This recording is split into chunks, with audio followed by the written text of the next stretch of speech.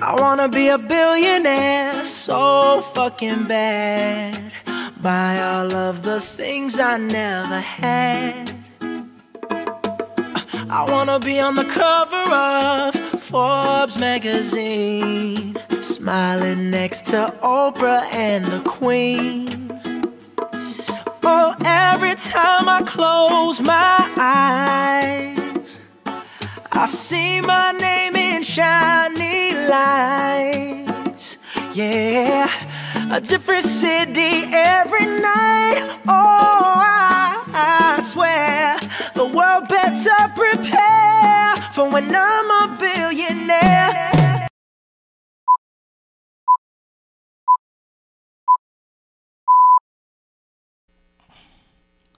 Yes, yes. Thank you for checking out. And we are back. We are back. 1 2 1 2. Let me hear myself a little bit better. The levels are good. The levels are good. And we are back. Once again to we are back once again to the Nation of Black Entrepreneurs. I am your host, Farrakhan Norris, and I'm glad to share you that wonderful information that we have here at BRIC, Brooklyn Free Speech, located in Brooklyn. I want to share with you some information now on the Brooklyn Nights. I've been doing some searching, and I do share to you a lot about the show is pretty much simple. It's composed of an entrepreneur that's been doing business, that's doing good. We start off with Brooklyn. We may have people all over.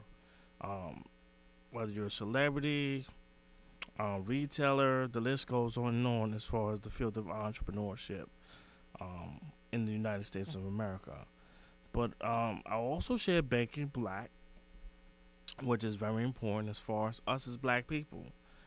We tend to, one of the main things is good, starting a business is good, but if you're not circulating your dollars within your brothers and sisters, that doesn't equal to wealth and financial empowerment, and that's all what it's about. Education for myself, this is a learning journey. This is a process. So right now, I'm actually going to show someone, an entrepreneur from Brooklyn. Entrepreneur in Brooklyn, and to share her story with you, and I'm also going to share some other people. So sit back. Thank you for watching. Stay tuned. Peace.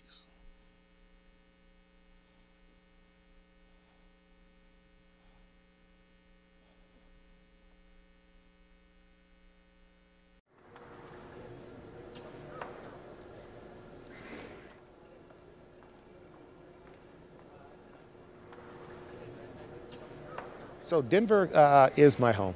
You know, I'm fourth generation from here. You know, I went to Harrington, then Carson Elementary, then I went to Gove Junior High School when there was a Gove, and then East. And my father went to Denver East. A number of my relatives also went to East, and it was a great school. And it was a school when I was coming through, I had a great group of classmates, and they were actually introducing computers for the first time.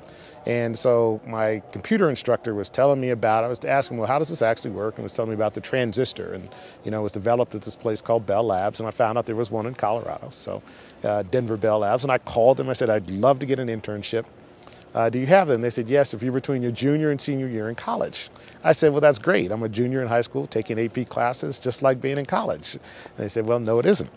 And I said, well, you know, I'd love an internship. And so I called every day for 2 weeks. They stopped taking the call after the second day. And I called every Monday for about 5 months. And one day they called back and said a student from MIT didn't show up. We have an extra slot. And if you'd be interested, we're not guaranteeing your job, you can come and interview. Because remember, they'd never met me. So I put on the one suit that I owned and put $2 of gas in my car and drove out there and got the job and basically worked there for the next almost 3.5, 4 years as an intern while I matriculated with my degree at Cornell. I think they appreciated the fact that I really wanted that job. And I really wanted to, you know, better myself. And they did a fabulous job of putting me with wonderful mentors who helped me understand what I call the joy of figuring things out. And that's why we offer in our portfolio companies over 90 internships a year, because I think the intern program is one of the best ways for people to gain experience and frankly get a chance to look at a student or a person who might actually, you know, be a very effective employee or leader and manager sometime. dynamic that they have to embrace is the pace of change has accelerated. Truly, intellectual property, intellectual capital is now the currency of business. And it is the currency of engagement. The ideas, the thoughts, how free-flowing and how quickly they flow, and the impact that they have in the communities and businesses in which they operate. They're going to have to make sure they have, the facility of their minds have to be, frankly, a lot more accelerated, and also need to understand the impact of what they say can reverberate a lot faster with a lot more force. So I think those are the things they have to be more conscious of. They have to be conscious of, what might be an innocuous tweet in the middle of the night can create massive reverberations for, for other communities on the other side of the world. So those are the things they have to be conscious of. Now I'm addressing the graduate students. So they've kind of already laid their bets as to this is the profession that they want to focus on. And the real question is, how do you make sure you make a change in the world, in your community, leveraging your profession? If you're an engineer, there's certain things you can do. If you're a teacher, there are other things you can do and different things you can do. And I think it's important that I say, you pick a cause and have an effect, as opposed to meander without direction and just kind of glance through different sets of economic opportunities. But pick a cause and make an effect. So be purposeful. That's what I really want the message to be left with these students.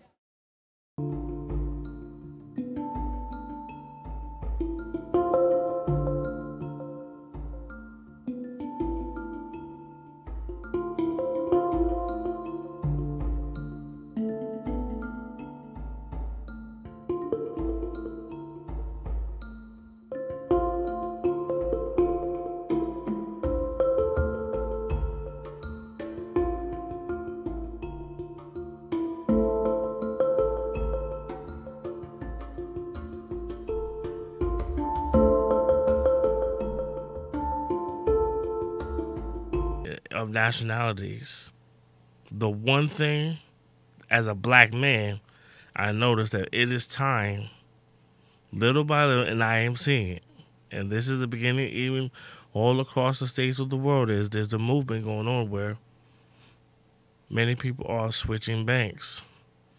I didn't say switch all your money. Some you don't have, you can, I don't know necessarily the figures, but in the future I will bring the specialists. Me personally, I put a good amount as far as being in the black-owned banks. But that gets the ball running to create jobs and to create businesses for the entrepreneurs that want to create jobs, that want to change that. But if you don't, then don't complain. And that's just me personally. And no, you don't. I don't want nobody to call in as well. That's another thing with this show. This show is for educational purposes only. Meaning, I want you to take the time, black to white. I want you to sit at home peacefully and have a conversation. If you think I'm crazy, hey, the brother, he lost his mind. Whatever you feel, this is time to spend with your loved ones, your homegirls, your board meetings, and talk. Because there is a need where black ownership is so small, you can smoke it, in a cigarette or whatever it is. But it's just so small as far as ownership. Farmland, farming industry, you name it. Where whites, Asians are 11-1, I believe that's the ratio. 11-1. You have to make sure that beyond the intention that you put out there, you put action to support the intention. Don't say, I want to be a millionaire, but don't take the activities to do it. Don't focus on the highest brand of tennis shoes.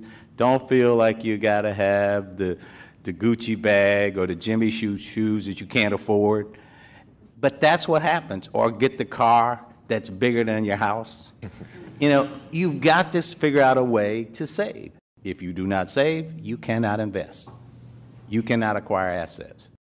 I think money is the easiest part of the 7 steps of entrepreneurship. And I ain't had no money. But I got a student loan at Ohio State One guy took that money and brought him a 1973 yellow Camaro. It's pretty. I took mine and bought a McDonald's. I mean, these are choices we make. So I don't think that money is a barrier for entrepreneurial endeavors. Every single wealthy person in the world really have used other people's money to have created wealth. Every single wealthy person owns their business for the long term. Mutual funds typically turn over their portfolios once a year. I don't know of one wealthy person who buys and sells his or her business every year. An entrepreneur knows what no one knows. That's the secret to success for an entrepreneur. An idea strikes you, which no one knows about. Only you know about that idea. That was what makes you successful. Be dedicated to whatever that you are doing. It is not really good for you to now go and try something, then after a month you just say, no, it doesn't work. You jump into something else. It took me a year of calling television stations, literally all I did, and actually got about 40 no's from every station in the country, about 40,000 no's. Too many young people are quite happy to sit back and do nothing but wait for a miracle to get rich quickly. Mine has not been an overnight success. Talking to him backstage about how we lack leadership when it comes to African Americans, when it comes to a black man. But what's great about it is that he does his business and he just happens to be. He happens to be a black man. It's not something that he goes and says, I got my black card and therefore I should get, in the front of the line. He actually does fantastic work. But when I went to Lincoln Hills, which he'll speak about that, I'm sure, which is very significant when it comes to our culture. He owns 7 miles of river in Lincoln Hills, which is in Colorado. Give it up for a black man owning 7 miles. 7 miles. I ain't got 7 cars. He has 7 miles of river. He has the #1 fly fishing. Am I right? The #1 fly. Yeah, tell him, Jay. Ladies are like, ooh, he owns 7 miles. Dude, I'm ready to 7 on this credit score. 7 miles of river. We all went up. We had a great time. He has a great bar at his house that he. When we finished, it was a bar with a stage on it where we actually performed, and you had great performers come up. You had Jay Leno not too long ago come up. And you can fish and you can hunt and you can do all these things that you wouldn't necessarily think that an African American man does, but he does that. But what's great about it is that he had 2,000 inner city kids come to where this is. And let me explain to you the significance. There are kids right now in LA that have never been to the beach.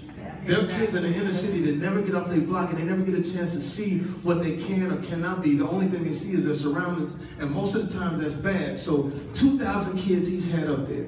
The other thing is the Wounded Warriors program. So he has I don't know how many Wounded Warriors have been up there, but the way he built his cabins, there's a cabin where you can actually fish off of the embankment, off the platform, but he set it up so that if they are impaired or if they don't have limbs.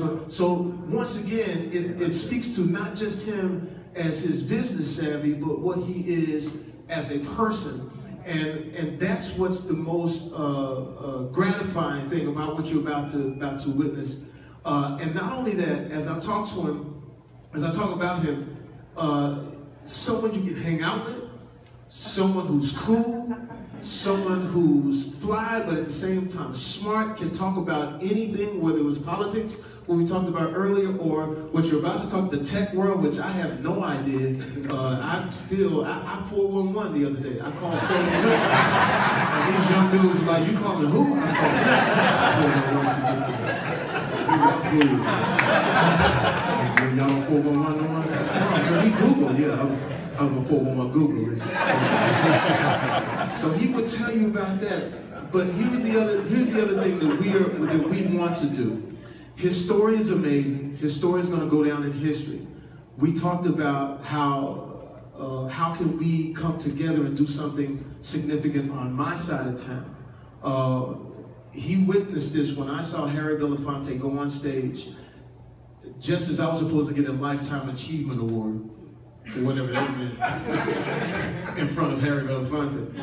Harry Belafonte stood up and he said, the blood that spills in America from violence is mostly African American, and you young, talented celebrities sit there mute. And he gave this fantastic speech. I reached in my pocket and took my speech and I tore it up. My life changed after that. I went and sat with Mr. Belafonte and asked him about who he was. I took my daughter to meet him as well. And I said, Mr. Belafonte, how was it when you were coming up? He said, when I came back from World War II, I realized that we couldn't vote. So myself, Martin, and others, we marched. I said, wait a minute, you saying that like it's a boy band group. Like, what He says, it was myself and Martin Luther King. He funded the civil rights movement. They said, either you can go and be a big star, or you can come out here and help these Negroes and help them do this thing they call the civil rights movement. He did that with his checkbook, along with others. Myself and Robert talked about that. I'm 47, about to be 48. But what about the kid that's 38, 28, or 18? They've never heard that story. So what we want to do is we want to do a dinner with legends that Robert is going to fund. And we're going to get Harry Belafonte, Sidney Poitier, Barry Gordy, Robert, Gary Russell, and we're going to do a dinner, and we should all be able to come to that dinner and sit at their feet and listen to their stories, because I've heard these men talk about what they've done, and it moves me, and he knows it as well. And so that's just one of the feathers in his cap that he's allowing us to witness, and that's what we're going to do in February. But I guarantee you, this question and answer is going to be something that's going to move you, and I hope you will enjoy it. And this is my friend, Robert F. Smith.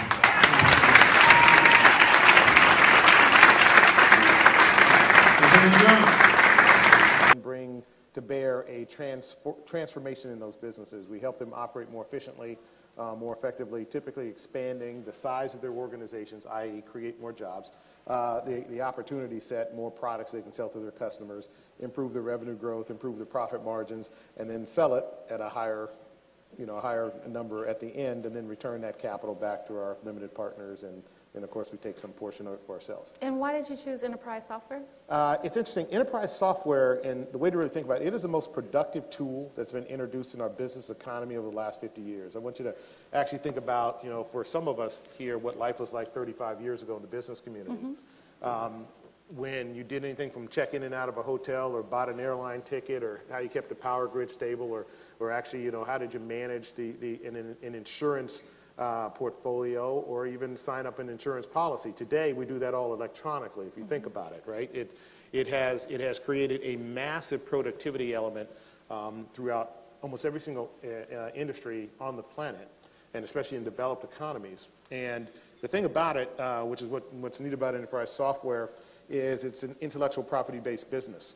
And if you think about this conference, wealth inequality, et cetera, many businesses that you'd like to go in to make money, you need a lot of capital, right? Real estate, for instance, there was a big deal that was done. Folks know GE Capital has decided to get out of that business, right? And the ramifications of that are huge, and people won't realize that for a few years, but one of the early things they did was they just sold a $23 billion portfolio of real estate assets to Blackstone.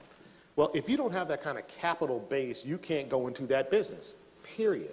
Whereas if you're in the world of software, all you need is intellectual property and access to computing power, which now we have with this thing called the internet. You have access via your phone to more computing power than they had by a multiple to put a man on the moon 35, 40 years ago, right? So the thing about enterprise software, it actually liberates. And it has the potential to liberate individuals, and of course that liberation of individual mindsets can create tremendous economic wealth for individuals. And that's why you see this massive economic wealth expansion in places like California, where there is a systemic structuring for the development of these sort of entrepreneurial ideas, leveraging software, leveraging technology to create new products and services sold throughout industry. So The reason I moved into this business is because it has this high productivity component to it. It doesn't require, in some respects, a lot of capital, but it requires intellectual capital to actually create products and services and solutions and then create wealth and value. And so in terms of barriers to entry, it has, in some respects, a very high one in terms of knowledge, know-how, intellectual property, but a low one in terms of capital. And so that's one of the reasons why I selected that industry as the first to go in. So, I mean, I think people are going to be curious about how you even got exposure to this kind of industry. And you're 52 years old. Well, okay. Tell us your story. You had two parents who were PhDs in education. I'm still just bruised over here. Okay. It's on your bio, so I figured you weren't shy about that. No, okay. Your parents were PhDs in education. Where were they from? My mother's actually from here, Washington, D.C. And my grandfather worked in this building actually back when FDR was inaugurated. And, you know, funny story about that. I brought him when President Obama was inaugurated. And my grandfather, you know, who was at that time 92, walked. Remember how cold it was that entire day for about 2.5 hours there and 2.5 hours back, and didn't complain the whole day. And a good friend of ours, Senator Ted Kennedy, gave us the tickets. So I'm sitting, and he's pointing, oh, look at that, you know. And he, as we sat down, he said, Grandson, you see that window up there with the flag under it? I said, yeah. He said, I was in that lounge when FDR was inaugurated. And I looked down, because, you know, he served coffee and tea. And from that, I told people I discovered the joy of figuring things out. So you get excited about technology. You're at Bell Labs and all. Let's jump into your career. You joined Goldman Sachs in 1994. Yeah. You join our, to call it fledgling, our technology business. You know, you're at the firm, you know, 6 years or so. You've been involved in building this franchise. But how did it feel, or what was going on in your head when you walked in and you said, hey, I'm going to leave and go start my own business? What was going on in your head? Because, you know, if you think about it, that was 1999, right, or 2000? Yeah, 99. So here's where that starts. So now remember, I was an engineer for 6 years. Think about that. So I got a chance in my early part of my engineering career to work on some of the early implementations of software into process industries. Think about it, software, technology, probably the most productive tool introduced in our business economy in the last 50 years, enterprise software.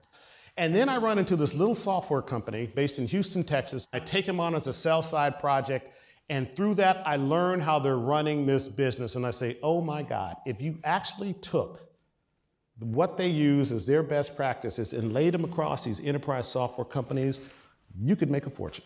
They said, what do you guys do with all this money? And they're buying CDs, certificates of deposit. You know, this is 97, 98, 99. I said, and they said, well, what would you suggest? I said, well, this thing called private equity.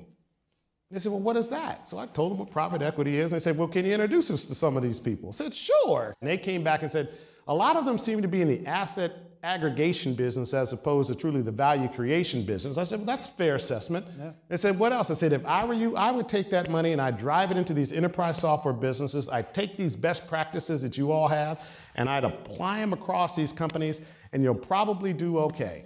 And they said, that's the best idea we've ever heard. Would you be interested in being a general partner if we were the limited partners? And I said, well, I'm not too sure about that. And so that's what led to the formation of Vista. Yeah, great story. Yeah, it's a great story, and it's you know you look back in history. It's one of the things big organizations have to wrestle with. Yeah. You know, they get momentum going in a certain direction, and there are great stories about people who have great ideas that sometimes can be executed in platform, but for a variety of reasons, they wind up off platform. Yeah, and the key is, you know, and this is the challenge I know I face, and you know, I know you face it at a much bigger scale, is creating an environment that evolves. Yeah. Right? But you have to be thoughtful about creating an environment where new ideas of innovation are not only welcomed, but they're encouraged, they're embraced, and the success of them are trumpeted. Sure. Because otherwise you have the risk of, like all things, you know, the complacency factor, you know, leads you down a narrowing road of opportunity. And look, I face it with my own firm now, 18 years, you know, 17 going on 18 years in the making of how do we make sure we don't atrophy on what we were good at? And oh, by the way, how do we ensure that we continue to evolve our culture on the one hand, and expand our business opportunities in the markets that we're in. When you kind of sit in your perch and you look out, what are the businesses today that you think are most fundamentally vulnerable to technology disruption, and where are the moats the deepest? Man, you sure you want me to tell the truth about this? Absolutely. Okay. A local foundation that helps at-risk students in the capital region get a good education brought in a big name tonight. Asa Stakel tells us why billionaire Robert Smith was in Albany and what so many hope to learn from him. It's not often you see a billionaire in the pulpit, but that's where investor Robert Smith was at the Metro Baptist Church in Albany, delivering financial and life advice to a packed house. We are talking about the full platform of opportunities and ways for folks to engage this world as productive citizens. Fraternity Alpha Phi Alpha brought Smith here to be the keynote speaker at the Black and Gold Gala. It's the George Biddle Kelly Foundation's biggest fundraiser of the year. But before that, they wanted the community to get a chance to ask how to achieve financial success, something many of the people the foundation serves have never been taught. There's been discussions about, income disparities, and the work that we do, it's very evident that people in struggling communities really haven't been exposed to how to manage money, how to manage assets. The foundation provides several annual scholarships and has a program for at-risk young men. It's named after Troy native George Biddle Kelly. He was the first African-American engineer registered with New York and the first president of the Alpha fraternity. Smith is also an Alpha brother. He's the founder, chairman, and CEO of Vista Equity Partners. That company has more than $15 billion in assets. He says he doesn't do interviews, but he answered plenty of questions from the community. And the foundation is hoping this advice might just make another billionaire out of a young person in the pews. Asa Stakel, News Channel 13. Hey guys, for Complex Hustle, I'm Asia Celestino. You may not recognize his name right away, but Robert Smith, a self-described quiet engineer, is impacting the next generation of African Americans. He's a former Goldman Sachs exec, the founder of investment firm Vista Equity Partners, and, oh yeah, the second richest black billionaire in the US. The first is Oprah, in case you forgot.